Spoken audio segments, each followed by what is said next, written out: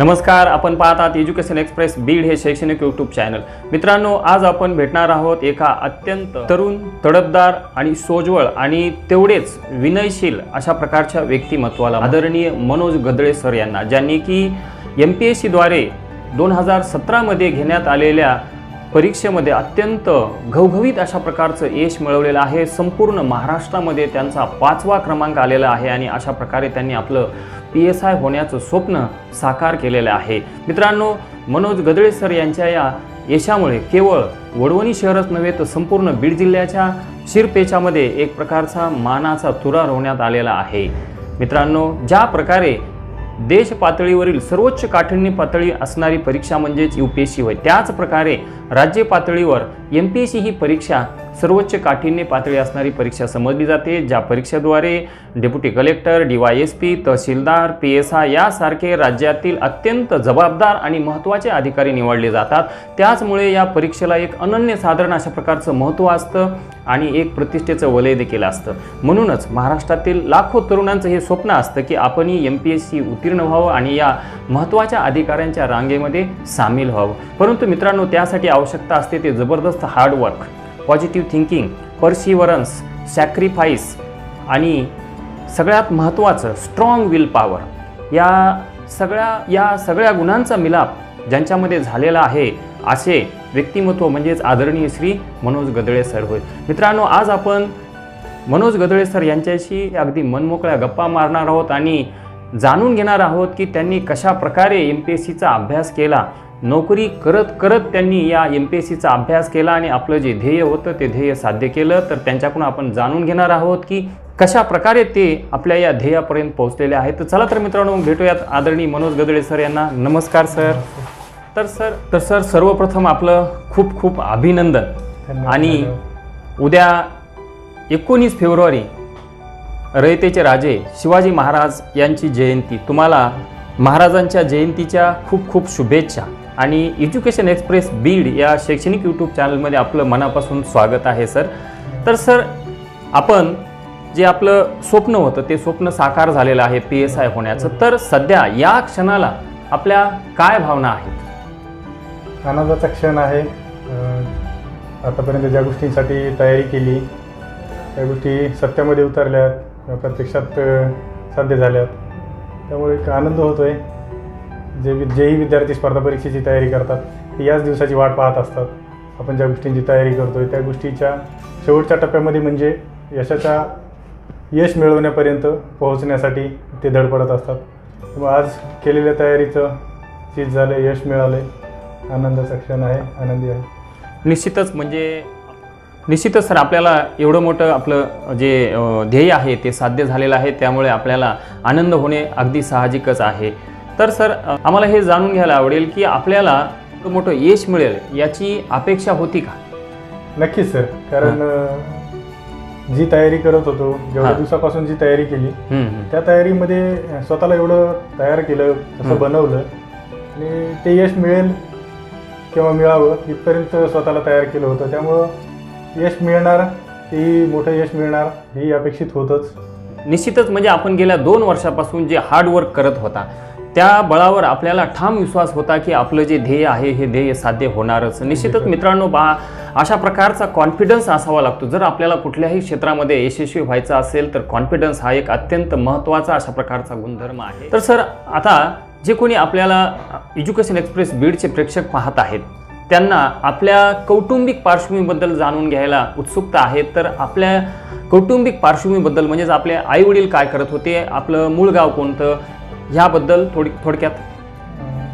Sir, मी मूळ yes तालुक्यामधील Dahiphal माऊली छोटंसं गाव आहे, राहण्यासाठी वडवणी या ठिकाणी आलेलो आहे। वडवणी इथेच आता स्थायिक झालेलं आहे। वडील भारतीय सैन्यामध्ये होते, ते 2000 मध्येच सेवानिवृत्त झालेले आहेत। आई गृहिणी आहे आणि छोटा भाऊ आता सिव्हिल हॉस्पिटल जळगाव येथे स्टाफ ब्रदर म्हणून काम पाहतो आहे। निश्चितच, म्हणजे आपल्या कुटुंबामध्ये देशसेवेचा वारसा आपल्याला लाभलेला आहे आणि तो वारसा आपण अत्यंत समर्थपणे अशा प्रकारे पुढे चालवत आहात पोलीस दलामध्ये सामील होऊन। तर सर आपलं जे शिक्षण आहे प्राथमिक असो किंवा 10वीपर्यंतचं शिक्षण किंवा महाविद्यालयीन हे सर्व शिक्षण आपलं कुठे कुठे झालं त्याबद्दल थोडक्यात? सर माझं माध्यमिक शिक्षण वडवणीमध्येच, प्राथमिक शिक्षण जिल्हा परिषद प्राथमिक शाळा वडवणी येथे झालं. त्यानंतर माध्यमिक शिक्षण सिंदफाना माध्यमिक विद्यालय वडवणी या ठिकाणी 10वीपर्यंत शिक्षण झालं. 11वी आणि 12वी मूळ गावी म्हणजे दहेपळवर मौली येथे श्याम कनिष्ठ महाविद्यालय या ठिकाणी झाले. त्यानंतर 2008 मध्ये मी DED केलं, गव्हर्नमेंट DED कॉलेज जालना येथे. 2008 ते 2010 या दरम्यान मी जालना डायट येथे DEDचं शिक्षण माझं पूर्ण केलेलं आहे. निश्चितच म्हणजे शिक्षक होण्याच्या उद्देशाने आपण DED केलं होतं की जेव्हा आपलं शिक्षण पूर्ण झालं त्यावेळेला नेमकं काय व्हायचं ठरवलं होतं की लहानपणापासून PSI व्हायचं हे स्वप्न होतं? नेमकं काय की DED केल्यामुळे शिक्षक व्हायचं स्वप्न होतं? नेमकं आपण काय व्हायचं ठरवलं होतं? जेव्हा DED केलं तेव्हा स्वप्न तर शिक्षक होण्याचंच होतं, परंतु स्पर्धेच्या ओघामध्ये आपण एकच टार्गेट धरून चालू तर थोडंसं त्या टार्गेटपर्यंत त्या गोलपर्यंत रीच व्हायला काही अडथळे येतात. जसे अडथळे 2010 नंतर शिक्षक भरती भरपूर कालावधीसाठी झालीच नाही. बरोबर. आम्ही जेव्हा पासआउट झालो त्यानंतर शिक्षक भरती झालीच नाही. त्यामुळे मी शिक्षक होण्याचं जरी मनात असेल तरी भरती न निघाल्याने मी शिक्षक होऊ शकलो नाही. त्यानंतर स्पर्धा परीक्षेचे वेगवेगळे क्षेत्र आपल्या सगळ्यांसाठी उघडेच आहेत. त्यामुळे मी पोलीस भरती किंवा इतर तलाठी भरती असेल, ज्या की जिल्हा परिषद जिल्हाधिकारी कार्यालयामार्फत किंवा कुठल्याही जागा ज्या निघणाऱ्या असतील त्यामध्ये प्रयत्न करण्याचं ठरवलं. त्यामध्ये 2012 मध्ये बीड जिल्हा पोलीस दलामध्ये पोलीस भरती निघाली, त्यामध्ये फॉर्म भरला आणि 2012 मध्ये मी बीड जिल्हा पोलीस दलामध्ये पोलीस कॉन्स्टेबल या पदावरती भरती झालो. निश्चितच म्हणजे आपण 2012 सालापासून पोलीस दलामध्ये कार्यरत आहात आणि पोलीस दलामध्ये कार्यरत असताना आपण MPSCचा अभ्यास केला. तर सर आम्हाला एक सांगा की असं म्हटलं जातं बाहेर की MPSCचा अभ्यास किंवा PSI होण्यासाठी जो अभ्यास असतो तो दिवसभरातून 16-16, 18-18 तास करावा लागतो.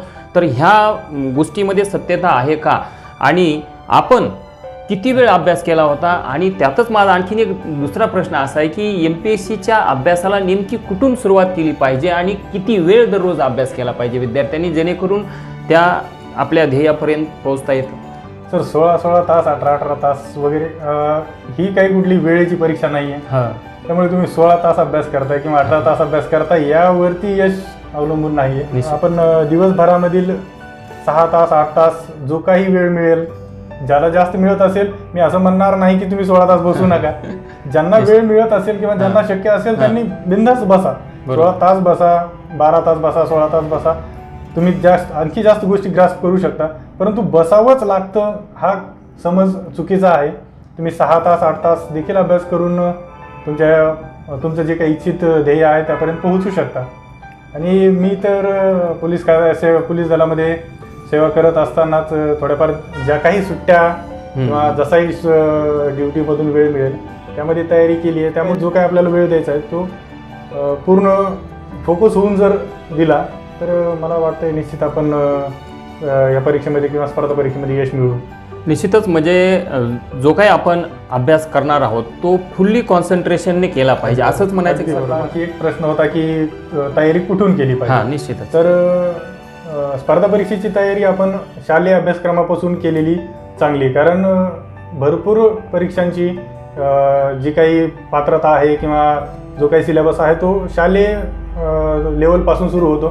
त्यामुळे आपण शालेय जो काही अभ्यासक्रम आहे तिथपासून सुरुवात केली तर निश्चितच म्हणजे कुठलीही कॉम्पिटिटिव्ह एक्झाम जे असते ते शालेय लेवलची सुद्धा इथूनच या MPSCची असो किंवा UPSCची सुरुवात असते म्हणायला हरकत नाही. तर सर आता तसा आपण सुद्धा एक ग्रामीण भागातलेच विद्यार्थी आहात, परंतु तरी सुद्धा जे कुणी मुलं ग्रामीण भागातले असतात आणि ज्यांना की अशा प्रकारच्या MPSC किंवा UPSC परीक्षेमध्ये यश मिळवायचं असतं त्यांच्यामध्ये एक प्रकारची हीन भावना आढळून येते. ती म्हणजे अशी की आपण ग्रामीण भागातले आपलं इंग्लिश कच्चं आहे अशा प्रकारच्या भावनेमुळे त्यांना असं वाटतं की आपल्याला हा MPSCचा अभ्यास झेपणार नाही.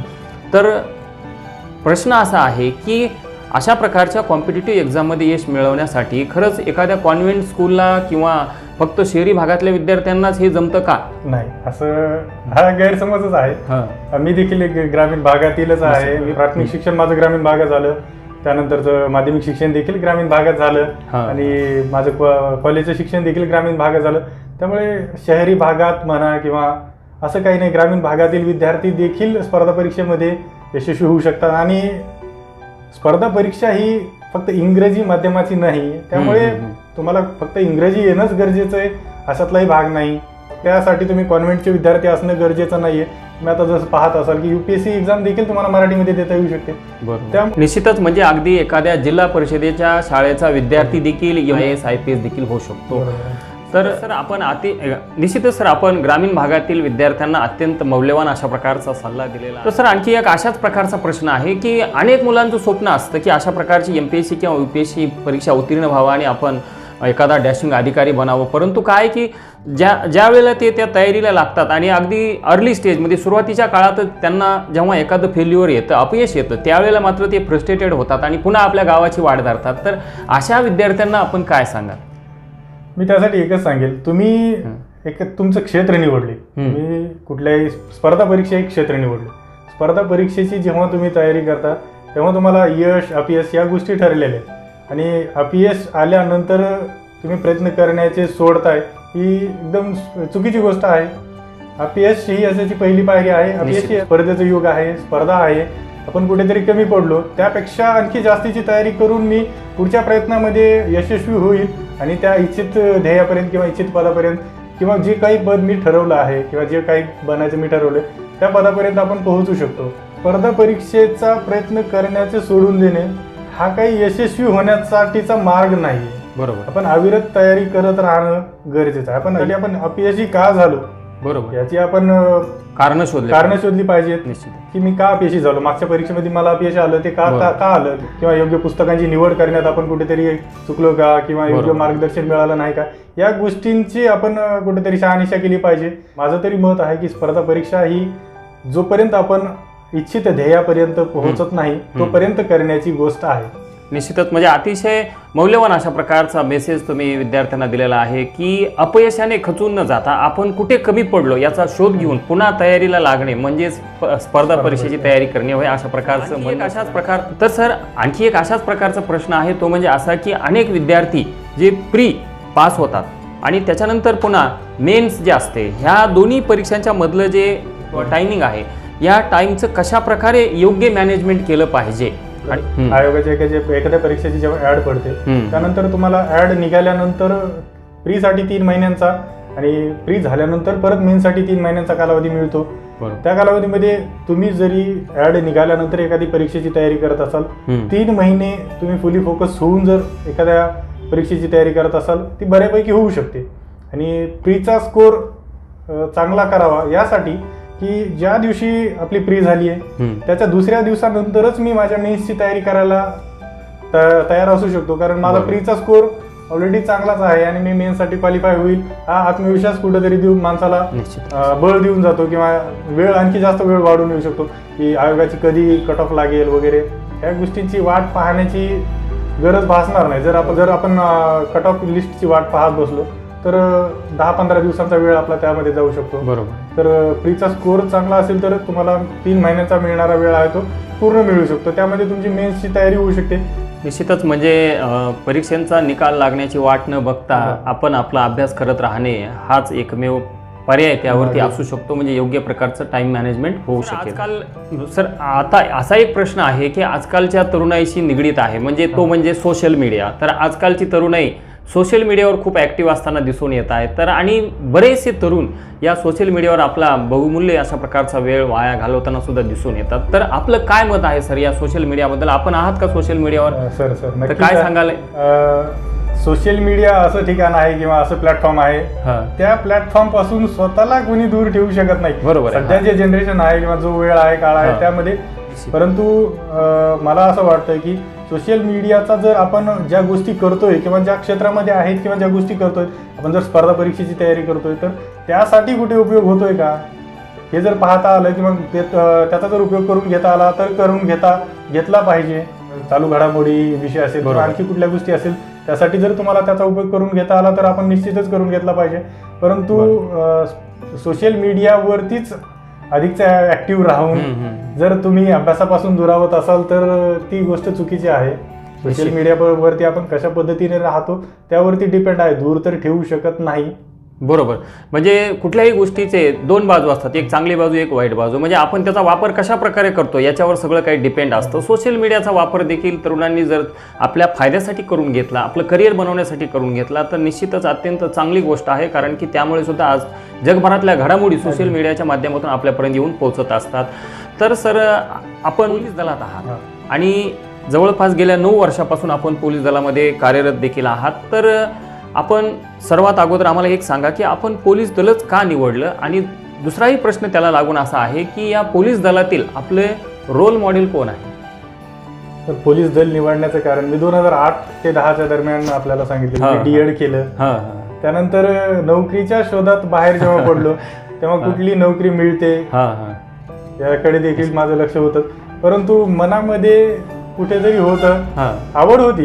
वडील सैन्यामध्ये असल्या कारणाने मनामध्ये पोलीस दल किंवा सैन्य या गोष्टीबद्दल किंवा जे काही वर्दीचं अट्रॅक्शन असतं किंवा वर्दी अंगावरती असली पाहिजे या गोष्टी कुठेतरी मनामध्ये होत्या. त्यामुळे सर्वात जवळचं वाटणारं क्षेत्र मला पोलीस भरती वाटलं. त्यामुळे मी पोलीस दलाकडे वळालो आणि 2012 मध्ये मी पोलीस कॉन्स्टेबल मधून बीड जिल्हा पोलीस दलामध्ये दाखल झाले. तर आमचा पुढचा प्रश्न राहिलेला आहे सर की या पोलीस दलातील आपलं रोल मॉडेल कोण आहे? सर, पोलीस दलामध्ये नोकरी करत असताना वेगवेगळ्या टप्प्यावरती वेगवेगळ्या अधिकाऱ्यांच्याकडे आपण पाहून नोकरी करतो.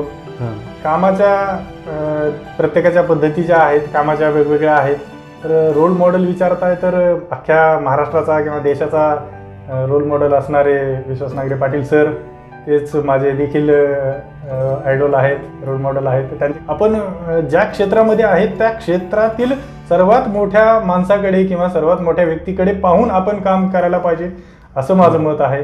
आपल्या कामामध्ये आणखी जास्त परफेक्शन येईल किंवा आपण नेहमी पुढच्या टप्प्यावरती जाण्यासाठी एक जी काही पॉझिटिव्ह एनर्जी असते ती आपल्याला त्या व्यक्तीकडनं मिळत राहते. निश्चितच म्हणजे अख्ख्या महाराष्ट्राचे लाडके आयडॉल असणारे आदरणीय विश्वास नांगरे पाटील सर हे आपले देखील आयडॉल आहेत. अतिशय अभिमानास्पद अशा प्रकारची गोष्ट आहे, कारण की नांगरे पाटील एक अभ्यासू व्यक्तिमत्व म्हणून देखील ओळखलं जातं संपूर्ण महाराष्ट्रामध्ये. सर, आपण पोलीस दलात कार्यरत होतातच, त्यानंतर आपलं एक ध्येय साध्य झालेले PSI होण्याचं. आता यापुढे देखील काही ध्येय आहे का, जे होतं ते अंतिम ध्येय होतं PSI होणं? पोलीस दलामध्ये सेवा करत असताना मिळणारा वेळ थोडासा कमी असतो. त्यामुळे ठेवलेले ध्येय जरी जे ठेवलेलं जे ध्येय होतं ते थोडंसं छोटं जरी वाटत असेल तरी ते पोलीस खात्यामध्ये किंवा पोलीस दलामध्ये जे सेवा करतात त्यांच्यासाठी खूप मोठं होतं. तसंच माझ्यासाठी देखील PSI होणं, पोलीस उपनिरीक्षक होणं हे मला तरी वाटतं की माझं अंतिम ध्येयच होतं. त्यानंतर जे काही प्रशिक्षणाचा कालावधी आहे किंवा काय आहे त्यानंतर जर आणखी वेळ मिळाला तर त्यानंतर देखील आणखी पुढे स्पर्धा परीक्षा देण्याची मनामध्ये इच्छा आहेच.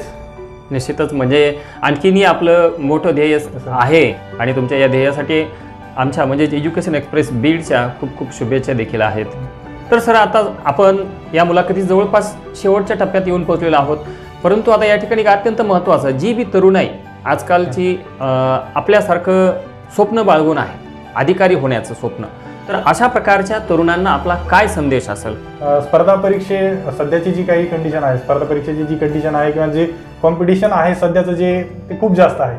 बरोबर. त्यामुळे एखादी छोटी नोकरी देखील मिळते किंवा स्पर्धा परीक्षेतून मिळते ती सुरुवातीला धारण केली पाहिजे, ग्रहण केली पाहिजे. त्या नोकरीला आपण पहिले अटॅच झालोच पाहिजे. मी 2012 मध्ये पोलीस दलामध्ये दाखल झालो. 2017 मध्ये एक्झाम दिली, PSIची एक्झाम दिली आणि 2020-21 मध्ये PSI झालो. मी जर 2012 मध्येच ठरवलं असतं की मी PSI होणार तर कदाचित वेगळ्या दिशेला असू शकलो असतो किंवा वेगळ्या मार्गावरती असू शकलो असतो. त्यामुळे स्पर्धा परीक्षा सर्व विद्यार्थ्यांना देखील माहिती आहे अनिश्चितच क्षेत्र आहे. त्यामुळे जे पद मिळेल ते सुरुवातीला घ्यावं किंवा त्या पदावर रुजू व्हावं आणि त्यानंतर देखील स्पर्धा परीक्षेची तयारी करत राहणं हे सध्याच्या काळासाठी मला वाटतं योग्य आहे. निश्चितच म्हणजे अतिशय मौल्यवान अशा प्रकारचा सल्ला आहे. म्हणजे एकदाच खूप उंच उडी मारण्यापेक्षा स्टेप बाय स्टेप गेलेलं कधीही चांगलं, कारण की त्यामुळे एक प्रकारची आर्थिक सुरक्षितता तुम्हाला मिळते. आणि निश्चितच सर, आता आपण या मुलाखतीच्या शेवटच्या टप्प्याकडे वळतोय आणि या ठिकाणी तुम्हाला हा शेवटचा क्वेश्चन आहे की आजच्या तरुणाईला काय संदेश आहे आपला? तरुणांसाठी माझा एक संदेश असेल की जो काही वेळ मिळतोय तो वेळ विनाकारण वाया न घालवता स्पर्धा परीक्षा असेल किंवा व्यवसाय असेल, कुठल्याही मार्गाने स्वतःच्या पायावरती उभा राहा किंवा स्वकर्तृत्व सिद्ध करा. बरोबर. स्पर्धा परीक्षेमध्ये आपण अभ्यास किती नियोजनबद्ध केलाय किंवा किती केलाय यापेक्षा मी वर्षभर नियोजन करा, अभ्यास केलेला असेल किंवा 6 महिने अभ्यास केलेला असेल, 3 महिने अभ्यास केलेला असेल, परंतु तो तुम्हाला 1 तासामध्ये तुम्हाला पेपरमध्ये व्यक्त करायचा. बरोबर. तो कितपत योग्य पद्धतीने आपण व्यक्त होतो किंवा आपण त्या 1 तासामध्ये किती कॉन्फिडंट असतो किंवा राहतो यावरती आपलं यश अवलंबून आहे. भरपूर वेळा आपण अभ्यास केलेला असतो, कॉन्फिडंट असतो, पण ते पेपरमध्ये उतरत नाही. बाहेर आल्यानंतर लक्षात येते की इथे मी चुकलो. ते न होण्यासाठी तो एक तासाचं किंवा त्या परीक्षेच्या कालावधीचं मॅनेजमेंट करणं स्पर्धा परीक्षेमध्ये यशस्वी होण्यासाठी अत्यंत महत्त्वाचं आहे. अत्यंत मौल्यवान अशा प्रकारचा सल्ला आपण या ठिकाणी तरुण मंडळीला दिलेला आहे. मित्रांनो, आपण पाहत आहात एज्युकेशन एक्सप्रेस बीड हे शैक्षणिक यूट्यूब चॅनल आणि अशाच प्रकारच्या दर्जेदार मुलाखती पाहण्यासाठी आमच्या चॅनलला सबस्क्राईब करा. त्यासोबत बाजूलाच असणारं बेल आयकॉन देखील प्रेस करा आणि जर का तुम्हाला आमचे व्हिडिओ आवडत असतील तर आमच्या व्हिडिओला लाईक करा आणि शेअर करायला देखील विसरू नका, ही नम्र विनंती आहे. तर सर, आपण आता या मुलाखतीच्या एकदम शेवटच्या टप्प्याकडे वळलेलो आहोत आणि हा शेवटचा टप्पा आहे, याला आपण म्हणत असतो रॅपिड फायर. तर या रॅपिड फायरमध्ये आम्ही तुम्हाला फक्त 3 प्रश्न विचारणार आहोत आणि या तिन्हीलाही 2-2 ऑप्शन देणार आहोत आणि या 2 पैकी आपल्याला फक्त एकच ऑप्शन सांगायचं आहे, दोन्ही सांगता येणार नाही. तर सर, रॅपिड फायरमधला हा आपला पहिला प्रश्न, आपलं लग्न झालेलं नाही, तर मग आपलं लग्न यापैकी कोणत्या पद्धतीने होणार आहे? पहिलं अरेंज मॅरेज आणि दुसरं लव्ह मॅरेज. Arrange marriage. निश्चितच अत्यंत समर्पक अशा प्रकारचं उत्तर आलेलं आहे, कारण की अरेंज मॅरेजच्या पद्धतीने गेल्यावर पुढे कॉम्प्लिकेशन्स उद्भवत नाहीत असं कदाचित सरांना माहिती असावं, म्हणून त्यांनी अरेंज मॅरेज अशा प्रकारचं समर्पक उत्तर दिलेलं आहे. तर सर, रॅपिड फायरमधला आपला हा दुसरा प्रश्न आहे की आपण PSI झाल्यानंतर आपल्याला बीड जिल्ह्यामध्ये काम करायला आवडेल की बीड जिल्ह्याच्या बाहेर? बीड जिल्ह्यामध्ये मिळाल्यानंतर नक्कीच आवडेल. म्हणजे बीड जिल्हा म्हणजेच बघा, प्रत्येकाला आपलं घर अत्यंत प्यारं असतं, तशाच प्रकारे सरांना बीड जिल्हा हा कार्यक्षेत्र म्हणून आवडणार आहे. निश्चित अत्यंत सुंदर अशा प्रकारचं दुसरंही उत्तर मिळालेलं आहे. तसं तर सर, या ठिकाणी मला कुठल्याही शहराची कुणासोबत तुलना नाही करायची, पण तरीसुद्धा मार्गदर्शनासाठी बरीचशी मुलं काही पुण्याला जातात, काही औरंगाबादला जातात. तर आपल्या दृष्टिकोनातून कोणतं ठिकाण योग्य आहे, एक पुणे की औरंगाबाद? ज्या ठिकाणचं आपल्याला वातावरण सूट होईल किंवा जे जवळ असेल किंवा सहज शक्य असेल त्या ठिकाणी राहून आपण तयारी केली पाहिजे. म्हणजे ठिकाण महत्त्वाचं नाही, पुणे असो किंवा औरंगाबाद, हेही अत्यंत समर्पक अशा प्रकारचं उत्तर आलेलं आहे. ते राहत फक्त तुम्ही मन लावून अभ्यास करा. डेडिकेशन, तुमचं जे काही सॅक्रिफाईस आहे किंवा हार्डवर्क आहे हे मॅटर करत असतं. प्लेस किंवा ठिकाण हे मॅटर करत नाही. निश्चितच सर, आपण अत्यंत मौल्यवान अशा प्रकारचा सल्ला दिलेला आहे आणि या ठिकाणी सर आज आपण आपला वेळात वेळ काढून तुम्ही एज्युकेशन एक्सप्रेस बीड या शैक्षणिक यूट्यूब चॅनलला वेळ दिला, आपण मनमोकळं बोललात, त्याबद्दल चॅनल आपलं मनापासून ऋणी आहे आणि आपल्याला आपल्या पुढील ट्रेनिंगसाठी खूप खूप शुभेच्छा. आणि त्यासोबत आपण ट्रेनिंग कंप्लीट करून आल्यानंतर PSI म्हणून आपल्या कार्याची एक धडाकेबाज झलक पाहण्यासाठी आम्ही अत्यंत उत्सुक आहोत, तेही आपल्या बीड जिल्ह्यामध्ये. धन्यवाद सर.